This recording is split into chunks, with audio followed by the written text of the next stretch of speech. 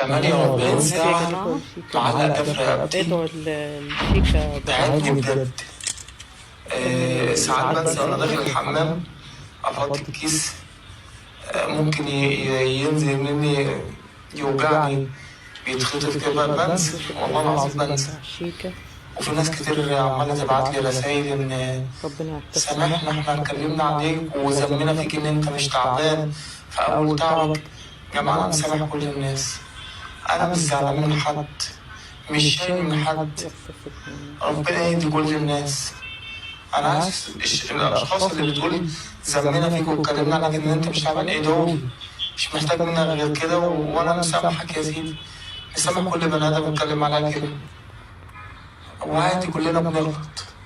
ربنا يهدينا جميعا ويشفينا ويشفي كل مرضى المسلمين. اللهم آمين يا رب العالمين.